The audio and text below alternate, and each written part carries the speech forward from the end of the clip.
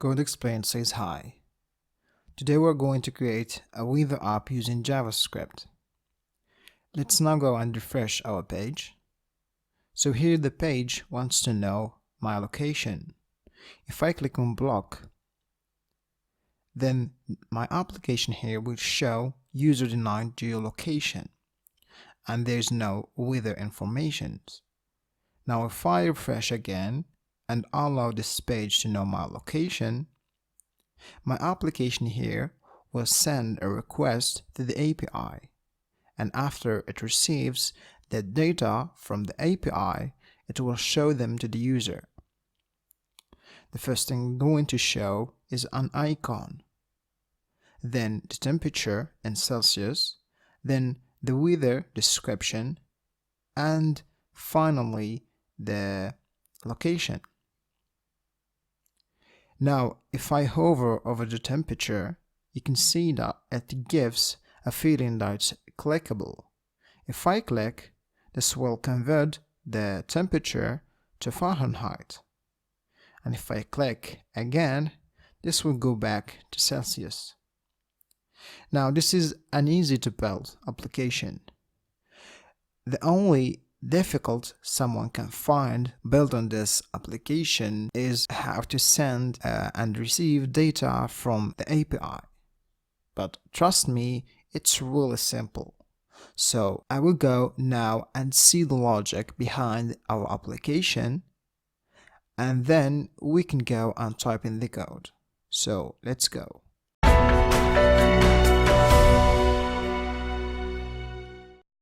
So like I said before, I'm not going directly to open my text editor and type in the code. Instead, I will go and discuss the logic behind it first. Now, for the files we're going to need to build this application are like this: the font, then the icons created by Ashley, then a JavaScript file called app.js, an index.html, and a style.css to style our application. For the style, we're not going to talk about it in this tutorial. For the HTML part, we're going to create a basic HTML file. Inside the head, we're going to create a title. Then we're going to link our font and our style.css files. Then inside our body tag, we're going to create a container. Then inside, a div with the class apptitle. Then a div with the class notification. This will be useful to show any message error to the user. And then a weather container. Inside the weather container, we have an image or an icon. The icon here, when we have no weather data, we're going to show the unknown.png image. Then the temperature value. Here, when we have no weather data, we're going to show just a dash. Then the temperature description, and finally the location. Then before the closing body tag, we're going to link our app.js file. So now to display the weather to the user, all what we need to do is to change the inner HTML of these elements using JavaScript. So to change that, we need first to select those elements. And to select those elements, we have a lot of methods. One of them is using the query selector method, which takes in the class name of the element we need to select. And then we will set that to a constant. So, for example, for the notification element, I'm going to say document.querySelector, and that element, it has this class name, notification. The same for the weather icon, the same for the temperature value, the same for the temperature description. Just here, I will select the paragraph inside these elements. And then the same for the location element. Now for the weather data. So before we show the data or the weather to the user, we need to store the data somewhere. The best place to do that is an object. So I'm going to say const weather. And inside we have some properties like the temperature. The temperature here is also an object that has these two properties, the value of the temperature and the unit. Then here I have a description, then an icon ID, and then a city, and then a country. So these are the properties of our weather information. So we don't have to define these properties by hand. Instead, we will get all these informations from the API. Now, to display the weather, I said we just need to change the inner HTML of every element. So like the icon element, the temperature element, the description element, and the location element. So I'm going to just change their inner HTML. For example, for the icon element, I'm going to just go and say image source equals the icons folder, a / then .png. So what changes is just the icon ID here. To access the icon ID, we're going to say weather.icon ID. The weather is our object and the property is the icon ID. So simple. By the way, this is a template literal. This is not a single code. This is a backtick. So for example, the weather.icon ID will be 01D, 01N, 012D, etc. And also here we have 01D, so D stands for day, and 01N for night. So these are the same icon. The only difference is this one is shown in the day and this one is shown at night. Now for the temperature, I'm going to say weather the temperature that value, then the degree sign, and also the unit. For example, this will return 29 degrees Celsius. For the description element, I will just say weather the description. So for example, this will return clear sky. Now for the location, I'm gonna say the city, then a comma, a space, and then the country. So for example, London, a comma, then a space, then Great Britain. Now this code here, I won't just use it for one time, but instead I will use it again and again. So it's better to put this inside a function. So the function is called display weather. So whenever I call this function here, I will update these elements or the inner HTML of these elements. Now when we get the temperature from the API, it's not in Celsius, it's actually in Kelvin. So we need to do some kind of a conversion. So to convert the temperature from Kelvin to Celsius, we need to subtract 273 from whatever we get from the API. And also, when the user clicks, as you saw in the preview, when the user clicks on the temperature, if it was in Celsius, we convert it to Fahrenheit. And if it's in Fahrenheit, we go back to Celsius. So first we need to know how to convert the temperature from Celsius to Fahrenheit. If you go and ask Google for that, he will give you a formula here. So in general, here is our temperature in Celsius. We need to multiply it by 9 divided by 5 and then add to it 32. This is how we convert from Celsius to Fahrenheit. Then as we are gonna use this many times, we're gonna need to put this inside the function called Celsius to Fahrenheit, which takes in the temperature parameter here and then return the value in Fahrenheit. Now, how can we do this using code? So how do we know that the user clicked on our temperature element? So this temperature element here, we're gonna add to it an event listener, which is on click. So whenever the user clicks on this temperature element, we will run this function. What this function here does is check. So we first need to check if the temperature unit is in Celsius, then we need to convert the temperature value to Fahrenheit. Else here, if the temperature unit is in Fahrenheit, we need to go back to Celsius. So I will go and use the function we created before, which is Celsius to Fahrenheit. It will take in the temperature value, which is stored inside our weather object. Then we set this to a variable called Fahrenheit. Now, before changing the value here to Fahrenheit, we need to use the math.floor method. Why? Here, for example, when we convert the temperature from Celsius to Fahrenheit, we might get a number like this. So we don't need to show the numbers after the dot here. So using math.floor, we will get just an integer. So we need our Fahrenheit here to be just an integer. And after that, we can go and change our temperature element in our HTML. So I'm going to say here the Fahrenheit variable, then the degree sign, and the F for the unit.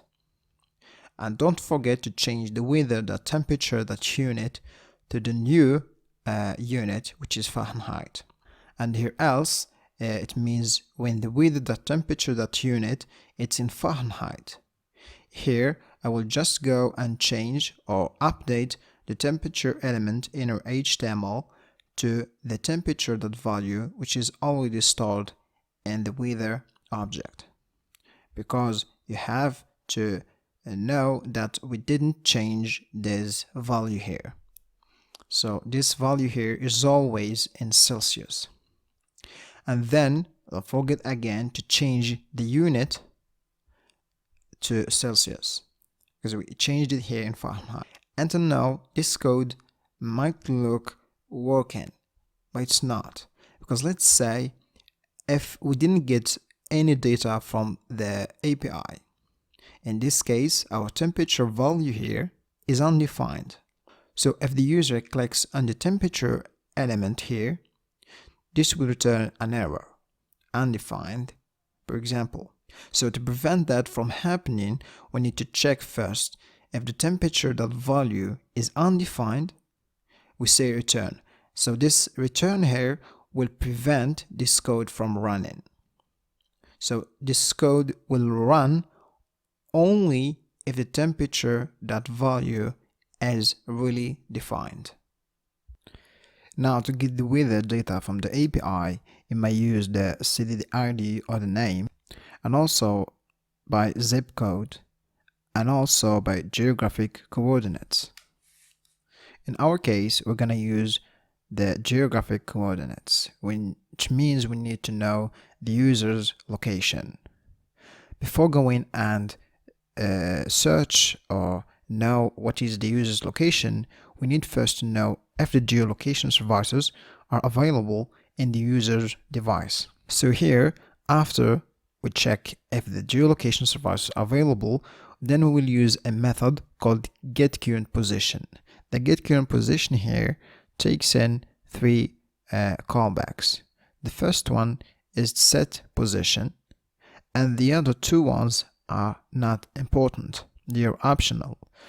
The setPosition here is a callback that takes in one argument, which is position. Position here is the only arguments this callback here takes in.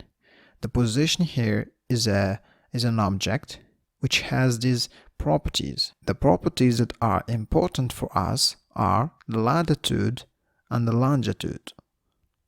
So to get to these properties, we need to say position dot coords dot latitude, and then position dot coords dot longitude. And then here the second callback, which is optional, is error. So this callback here also takes in one argument, which is error. The error here is also like position, is also an object.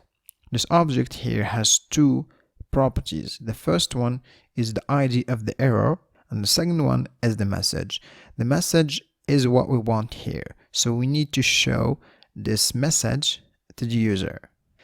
Now, in terms of code, we said we first need to check if the geolocation services are available. So we will say if geolocation in navigator. So if this is true, means the user's navigator has the geolocation services. If this is true, then we need to get the current position of the user. So we're going to say navigator.geolocation.get current position. Then we will call the two functions, which are setPosition and showError. But if the geolocation services are not available, then we must show a notification to the user inside our notification element. So we're going just to change the inner HTML of our notification element to this message. So I'm going to say browser doesn't support geolocation. But when the application starts, in my style.css file, which you didn't see, the notification element display property is set to none. So this is not visible to the user unless there is an error. So here I must say first notification element that style.display equals block. So I have to make this visible first. And then for the function setPosition here, this will get the latitude and the longitude of the user, set them to two variables, and these two variables will be arguments for a function called getWeather, which we will talk about in a minute. Then the function showError, this will show error inside our notification element. So first I have to set the display property to block and then show the error, or changing the inner HTML to the error.message. So now that we know the user's location, from where we can get the weather informations. So here we need a provider. You can go and search on Google for a provider, but in this tutorial I'm going to be using OpenWeatherMap. So when I created an account and go and get a look at the documentation, they said if you want to get the weather information, you're going to be using this link. So this link here has two variables here, this one for the latitude and this one for the longitude. Now if you don't have the application ID, this won't work for you. So when you create an account on OpenWeatherMap, they will give you a key, which you're gonna put here. So without this key here, you can get the weather information from the API. I'm not telling you to go and create an account there. You can just use this key, which you find in our JavaScript file, which you will download from the repo. Now we need to send a request to the API, and when we get the response, how can we handle that response?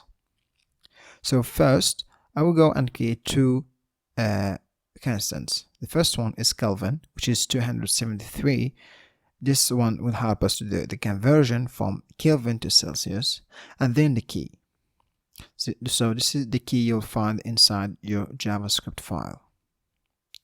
Now inside our getWeather function, so if you remember, the getWeather function is being called from inside the setPosition. So once we get the latitude and the longitude of the user, we call this function here. So we will go and create the link first. So I'm going to say let API equals our link. So this is the latitude and the longitude, and this is the key. Then to send the request, I'm going to be using fetch. So I'm going to fetch the API. So after finishing the fetch, then you will get a response. So after this finished fetching the API, you will get a response. This response here is in JSON. So you must first parse what you get from the API. So I'm going to use that JSON method here, and then I will say return the data. Now the data here now is an object. But after this is complete, then you can work with the data. You can work with the object. Let's take a look at the object. So inside the object data, we have these properties. For example, the temperature. So if you want to get this value here, all you need to do is say data dot main dot temp, and then you will get the temperature. If you want to get the name of the city, you will need to say data dot name only. For example, to get the country, you'll need to say data that says that country. For the weather here, we need to say data that weather. Here, the weather here is an array, so I'm going to use the index 0. So I'm going to say data that weather with index 0 dot description to get the description, with index 0 that icon to get the ID of the icon. These are the properties we're gonna need. So inside my function here, I will go and say data.main the temperature to get the temperature value and set it to our value property here. But before we do that, we need to do the conversion. So we need to subtract the Kelvin here. And we need to make sure that the value is set to our temperature value here is an integer. So I'm going to be using math.floor. Then I will get the description, then the icon, ID, and then the name of the city, and last or finally the name of the country. After we update our weather, or after we set the properties of our weather object here, then we will display the weather to the user. The display weather here, all it does is just update the inner HTML of our element. Now this is the last thing about the logic behind the code. Now you need to go and open your text editor. But first, before you go and type in the code, I want you first to hit the button subscribe and hit the bell to get notified about every new video. And also, I want you to like my video and write a comment. So let's go. You'll have to click the link of the repo in the description. Go to repos, then find the weather.javascript repo, then download the files. Download them as a zip file. Then you will open your zip file and copy just the starter template. So now that I copied my starter template, I will name it weather app. And then I would open it using my text editor. So inside, the files you're gonna find are these: the style.css file, then the index.html, the app.js, the icons, and the font. So let's go and create the index. First, let's run a preview or live preview of our document. Then I will create the very basic HTML code, adding a title, and then linking the font and linking the style.css file. Then I will create a container for the application, then add in an app title, which is a weather, then a notification, so when there is an issue with our app, then weather container which has this element, the weather icon. When we didn't get yet the weather data, we show the unknown image or icon, then the temperature value. I'm gonna just say dash here, and also the temperature description, also a dash, and finally the location of the user. Then I need to link my script app.js. Now let's go inside our app.js file, and the first thing we're going to do is to select our elements. So we're going to select the icon element using the query selector, which takes in the name of the class name. Same thing for the temperature.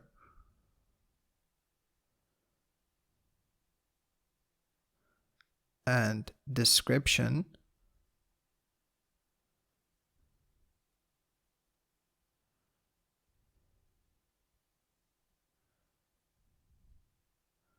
And for location also. And finally for the notification element.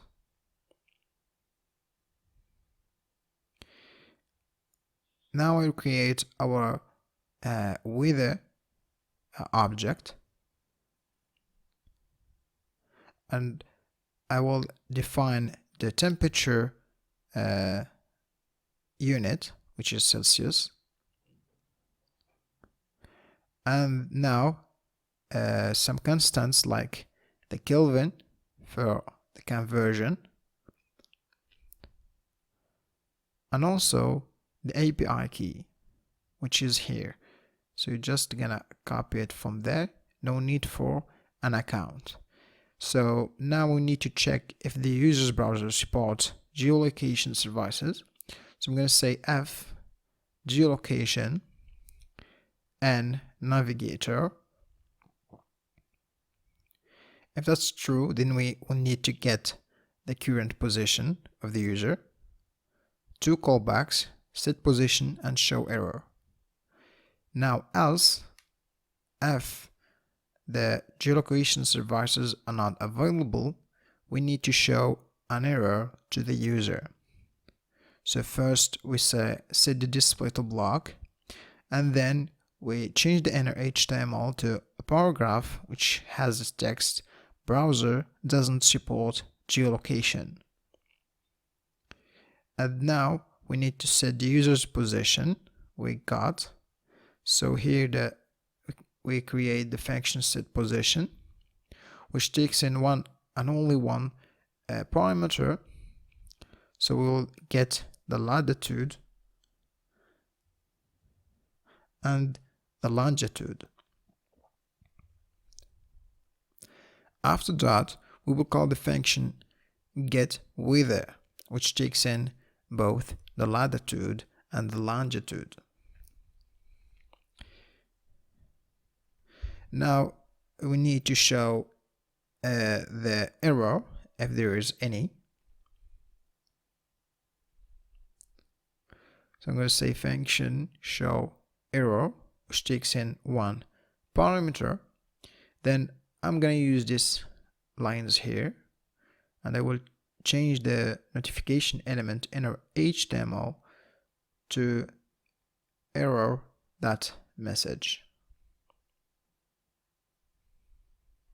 Now let's check that. I will first try and allow the page to know my location. So here we don't see any error, but if I go and block the page from knowing my location, here we can see an error, a message error.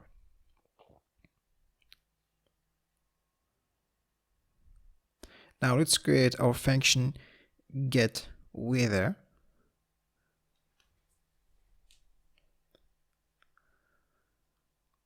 So function getWeather, we first create the link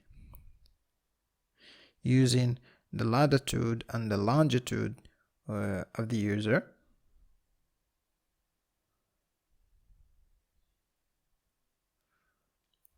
So here the latitude and the longitude, and finally the application ID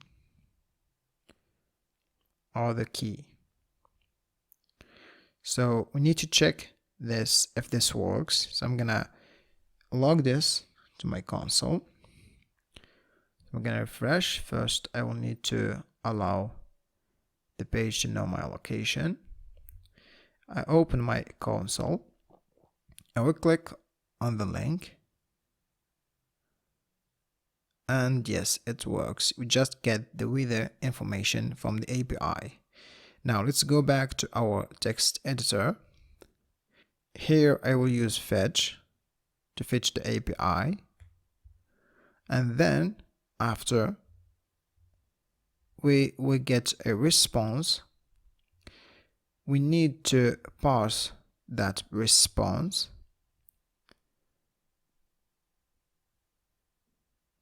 now. Data here is an object, then function, then inside the function data we will just go and update our weather object properties. So here for the value of the temperature, we need first to convert it to Celsius because it's in Kelvin, and then use math.floor so we make sure that it is an integer. Now for the weather description, and here for the weather icon ID,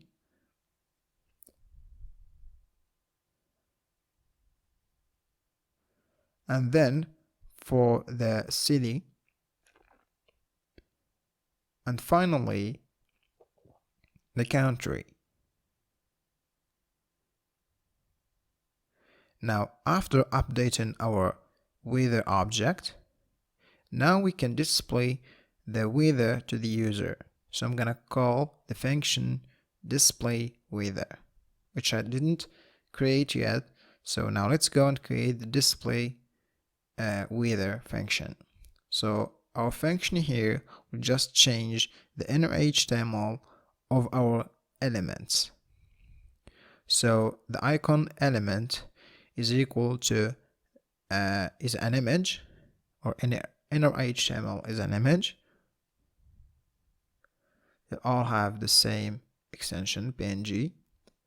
Now the temperature element is equal to the temperature value, and then the degree sign, and then the unit C for Celsius. Now the temperature description, or the weather description, and now the location. So here I'm gonna show the city first, then a comma, a space, and then the country. Let's check that. I'm go and refresh. Oh, I have a problem here. So I can't see the description and the location. So display cannot set property inner of null. So description element here is not defined. What? So I'm gonna go and check if this is the right class name.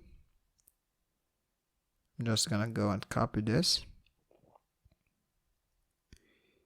save, and if I refresh, I still get an error here.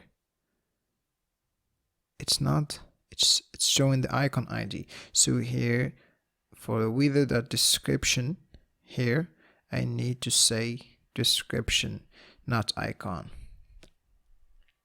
Okay, now it's working. Now if I go and hover over the temperature value, you can see it's clickable, but when I click, nothing's happened because we didn't do the conversion yet. First, we need to create the function Celsius to Fahrenheit, which takes in the temperature in Celsius. Then simply it returns the temperature times 9 divided by 5 plus 32, and that's how we get the temperature in Fahrenheit. Now when the user clicks on the temperature element, here we need to add an event listener, which is onClick, and this will fire this function. First we need to check if the temperature value is defined. If it's not defined, we don't do the conversion. If it's defined, then we need to check if the unit is Celsius. If it's in Celsius, then we need to change it or convert it to Fahrenheit. And here, to make sure that our value here is an integer, we'll use the math.floor method. After that, we'll go and change the value or the inner HTML of our temperature element. So I'm going to say Fahrenheit, and then we need to make sure that we change the unit to the new unit, which is Fahrenheit. And here I'm just going to go and set or change the inner HTML and change the unit to Celsius. So if I go and click, now you can see that we convert it to Fahrenheit. If I click back, it goes to Celsius. So that's good. Now let's try and change the location. So for example, if I change the location and refresh, you can get the weather of that exact location or city.